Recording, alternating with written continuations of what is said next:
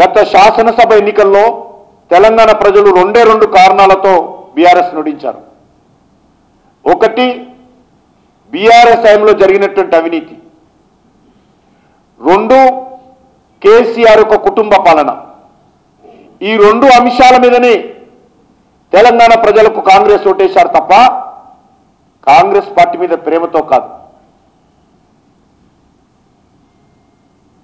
రాహుల్ గాంధీ మీద విశ్వాసంతో కాదు. కేసీఆర్ పీడ విరగడ కావాలి, బీఆర్ఎస్ పార్టీ పోవాలి అనేటువంటి ఆలోచనతో ప్రజలు ఓటేస్తే ఈరోజు న్యాయ విచారణ పేరుతో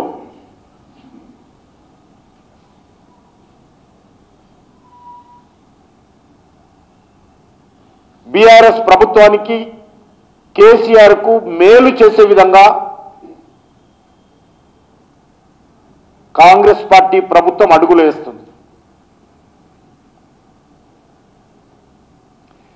కాంగ్రెస్ పార్టీకి పూర్తి స్థాయి మెజార్టీ లేదు కాబట్టి, కాంగ్రెస్ పార్టీ ప్రభుత్వం తుమ్మితే పడిపోయే ప్రభుత్వం కాబట్టి బీఆర్ఎస్తో ఏదైనా ఒప్పందం కుదుర్చుకున్నారా అని ఈరోజు తెలంగాణ ప్రజలు అనుమానపోతున్నారు.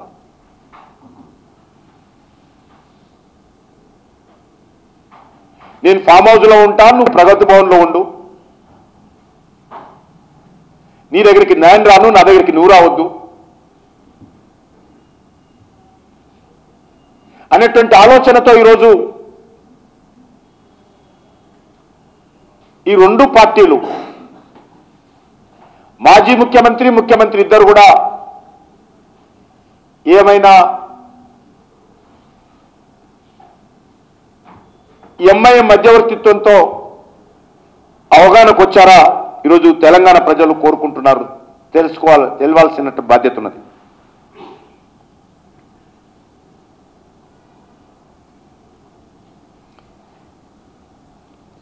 రివ్యూలు చేశామని చెప్పారు, మంత్రులు స్వయంగా వెళ్ళారు. నేను ఒక్కటే అడుగుతా ఉన్నాను, మీరు రివ్యూలు చేయండి, పవర్ పాయింట్ ప్రజెంటేషన్స్ ఇవ్వండి, ప్రకటనలు మాత్రం చేయండి, మాకేం అభ్యంతరం లేదు. కానీ సిబిఐ దర్యాప్తుకి ఎందుకు ఆదేశించడం లేదు? మీరు ప్రతిపక్షంలో ఉన్నప్పుడు చెప్పారు కదా, ప్రధానమంత్రి గారిని సవాల్ చేశారు కదా, బీజేపీ బీఆర్ఎస్ ఒకటైనటువంటి తప్పుడు వితండవాదం ఎన్నికలకు ముందు తెచ్చారు కదా. ఈరోజు నేను సవాల్ చేస్తా ఉన్నాను బీజేపీ స్టేట్ ప్రెసిడెంట్గా, మీరు బీఆర్ఎస్ పార్టీ కాంగ్రెస్ పార్టీ ఒకటి కాదని అనుకుంటే దమ్ముంటే సిబిఐకి దర్యాప్తుకు ఆదేశించాల్సిందిగా నేను సవాల్ చేస్తా ఉన్నాను.